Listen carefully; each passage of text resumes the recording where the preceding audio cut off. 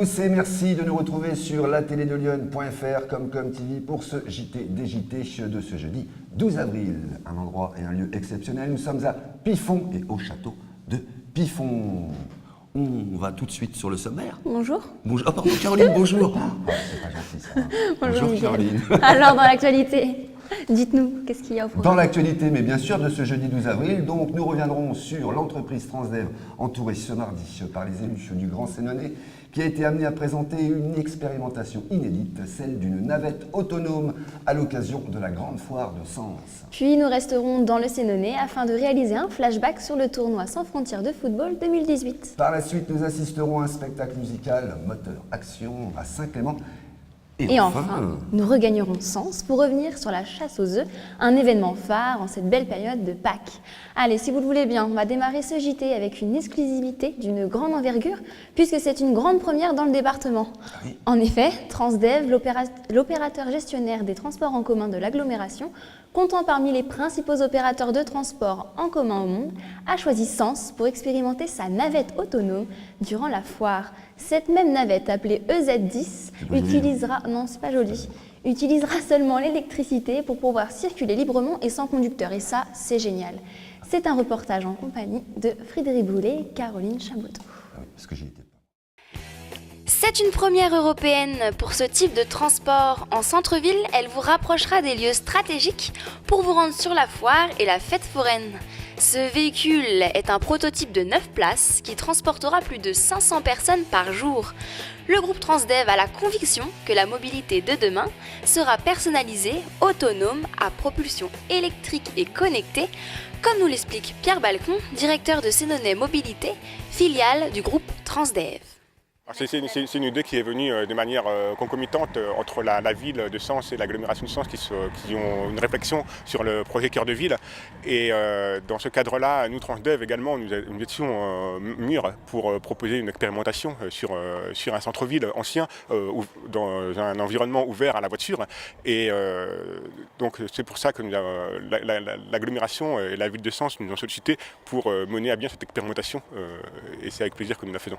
Alors c'est une navette qui comprend 9 places, plus l'accompagnateur. Il y a toujours un accompagnateur à bord du véhicule et elle évoluera donc à une vitesse relativement modérée. On est à 8 km/h en moyenne. Elle peut monter jusqu'à 15 km/h, mais dans le centre-ville de Sens, elle ne devrait pas dépasser les 12 km/h. Alors c'est une navette qui fonctionne à l'électricité, donc elle est silencieuse, ça peut parfois surprendre, et elle évolue sur un parcours qui est paramétré au préalable, et elle évolue à l'aide de capteurs de GPS et de la téléphonie, le réseau 4G. Alors c'est une navette qui n'a pas vocation à remplacer quelques services que ce soit, c'est simplement une démonstration qui sera faite auprès des visiteurs de la foire. Écoutez, d'abord il s'agit de notre transporteur Transdev, les bus urbains, qui nous confie cette navette pour la foire. C'est une première européenne quand même, et donc c'est aussi une illustration que notre foire allie à la fois la tradition, puisque c'est une descendante des foires du Moyen-Âge, et avec la modernité, puisque c'est important que les collectivités soutiennent les initiatives des entreprises locales en matière de prévision pour l'avenir, puisqu'on sait bien que le pétrole aura un terme et qu'il faut trouver des alternatives. La 25e édition du tournoi sans frontières qui a eu lieu du vendredi 30 mars au lundi 2 avril 2018 à Sens, au complexe sportif René Binet, qui a réuni un plateau exceptionnel, sans doute le plus beau jamais mis en place depuis la naissance de ce tournoi en 1994. Pour ses 25 ans, le TSF a décidé d'inviter 25 équipes, mais nous n'oublierons jamais qu'il y en avait aussi une 26e. Je vais y arriver. Et elle était composée. C'est Château de Pifon. Elle était composée par les meilleurs jeunes arbitres de la Ligue de Bourgogne-Franche-Comté. Allez, on va voir, c'est un reportage de Frédéric Brûlé. Retour sur le tournoi sans frontières, le TSF. Dans le sport, il y a ceux qui jouent et ceux qui arbitrent. L'arbitre fait partie du match, il fait respecter les règles et tranche en cas de conflit. Certains d'entre eux veulent en faire leur profession et pour certains, une passion. En fait, pour ce tournoi, on sélectionne un certain nombre d'arbitres qui sont des jeunes arbitres de la région, soit qui sont à un niveau déjà régional, soit à un niveau départemental de district. Et puis, nous, on les prend par rapport à leur potentiel ou par rapport à leur participation à des stages où on les a détectés. On a également une équipe de 10 formateurs bénévoles qui font partie des commissions d'arbitrage. Et ces personnes les débriefent après chaque match, après une observation, et puis me font un petit rapport des points forts et des points faibles de chacun afin qu'on puisse les faire progresser tout au long du tournoi. Alors, je crois qu'aujourd'hui, penser qu'un jeune arbitre puisse imaginer faire une carrière, c'est un peu prématuré, puisqu'il faut quand même un certain temps avant d'arriver au plus haut niveau. Le plus haut niveau étant la fédération. Et pour arriver à la fédération, il faut considérer qu'aujourd'hui, certains mettent près de 10 ans pour y arriver. Par contre, nous, ce qu'on leur conseille, c'est de progresser dans leur passion, de faire ça sérieusement, et puis de suivre les formations. Et au fil du temps, on verra ce qu'ils veulent en faire, quoi. Alors là, nous avons 16 arbitres, garçons et une fille cette année, et parce qu'on développe également l'arbitrage féminin, c'est important. Et puis, ces 16 arbitres sont partagés entre des arbitres de niveau promotion fédérale et des arbitres qui sont en devenir, qu'on vient de découvrir et qui sont en train de progresser. Eh ben, ça fait déjà 5 ans. Avant, je jouais avec les garçons et comme je voulais pas arrêter, je me suis dirigée dans l'arbitrage. Oui, j'ai envie d'en faire une carrière. Après, c'est une évolution. C'est pas facile parce que du coup, nous, physiquement, les filles, c'est plus compliqué que les garçons. Mais je pense qu'on a toutes les qualités autant qu'un garçon et du coup, ça donne envie. Ah oui, nous, sachant qu'on est des filles, sincèrement, je pense que le respect des garçons, c'est largement mieux. On est moins jugés, moins critiqués et du coup, c'est largement mieux. Ça fait plaisir, sachant que je suis la seule fille du tournoi, tant en joueur qu'en arbitre et du coup, c'est un peu valorisant. C'est un objectif de monter, parce que là, je suis au niveau ligue. Mon objectif, c'est de monter au niveau fédéral. Pour revenir au JT, les bénévoles de l'association Musique et Spectacle en Gâtinais nous ont présenté leur tout nouveau spectacle qui aboutira le 15, 20 et 21 avril prochain à la salle René Binet de Sens. Les personnages de cette comédie musicale se sont apprêtés à la recherche d'un nouveau scénario de film. Ils nous ont ainsi évoqué les décors, les costumes et les musiques qui vous rappelleront, j'en suis sûre, des films cultes. C'est un reportage signé Ian Johnson. Le spectacle musical Moteur Action est une plongée dans le milieu du cinéma à travers 5 personnages en quête d'un scénario original de film. Ainsi sont réunis un réalisateur et son assistante, une productrice et une décoratrice, anciennes connaissances du scénariste, lequel annonce vouloir faire un film d'exception qui manquera l'histoire du cinéma. Pour vous raconter tout, on est une association qui existe depuis de nombreuses années et on fait un spectacle musical tous les 2 ans. Toutes les années paires. On est en 2018, donc nous sommes partis pour un nouveau projet musical qui s'appelle Moteur Action, qui nous permet d'explorer toutes les bandes originales de films qui sont restées dans les mémoires populaires et dans les mémoires de tous. Voilà, donc c'est le spectacle dont la première représentation a lieu le 15 avril. On fait une petite dizaine de chansons. C'est les chansons seules. Sur scène, vous allez retrouver des décors, des danses, des chœurs, des chansons à 2, à 3, en trio, en solo. Toute une mise en scène, puisque c'est deux parties de spectacle de chacun 1h15. Donc ça vous fait 2h30 de spectacle. Tous les 2 ans, on repart pour un nouveau projet, une nouvelle idée, un nouveau metteur en scène, un nouveau scénariste. Tout est reparti. Tout est remis en cause. Un peu plus qu'une place de cinéma, parce que c'est 10 € l'entrée. C'est gratuit pour les moins de 15 ans, donc amenez vos petits. C'est leur bonne culture musicale. Et c'est tarif réduit pour les étudiants. Alors là, je viens de vous interpréter Everybody Needs Somebody, extrait du film Les Blues Brothers. Normalement, nous sommes 2. Exceptionnellement, aujourd'hui, j'étais tout seul. Donc voilà, c'était plutôt un mono plutôt qu'un duo. Mais voilà, c'était sympa avec un public assez réceptif, donc c'était plutôt sympathique. En fait, ça suit un ordre chronologique dans la comédie musicale.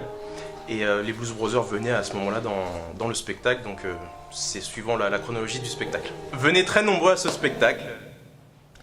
Pour poursuivre notre JT dans la galerie marchande d'Auchan, le Kiwanis Club et le Kiwanis Sens Ikanori, avec les commerçants, organisaient une chasse aux œufs le 31 mars dernier.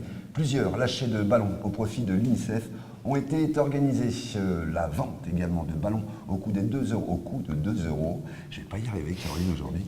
Donc au coût de 2 € permettait de financer un vaccin contre la tétanos néonatale. C'est un reportage à découvrir tout de suite.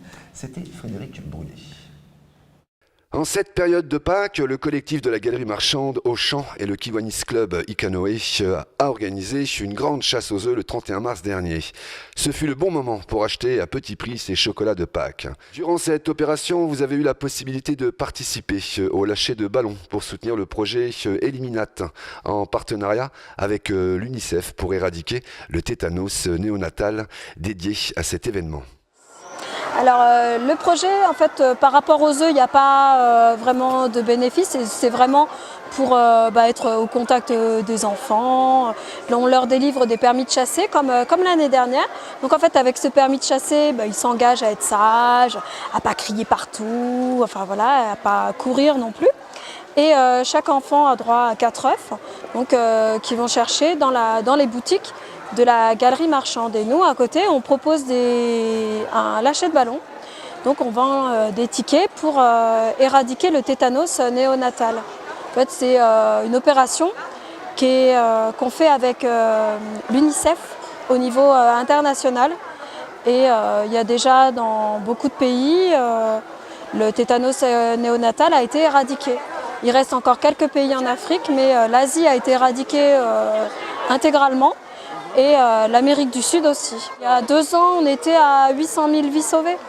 Je pense que cette année, ça va être plus concentré que l'année dernière, parce que l'année dernière, on était là toute la journée du matin jusqu'au soir. Et mais en fin d'après-midi, en fait, il n'y avait plus d'œufs. Donc on s'est dit, ce serait peut-être mieux de concentrer ça sur l'après-midi. Et puis comme ça, nous, ça mobilise quand même moins de gens de notre côté. Et puis, comme ça, c'est plus concentré. Et donc, du coup, je pense que c'est vraiment cet après-midi qu'il va y avoir le grand rush. 800 enfants. Et pour les ballons, on avait vendu 377 ballons, soit 377 vies sauvées. Et donc, cette année, pour le ballon qui va le plus loin, donc il y a une tablette à gagner. Après, celui qui est un tout petit peu plus près du plus loin,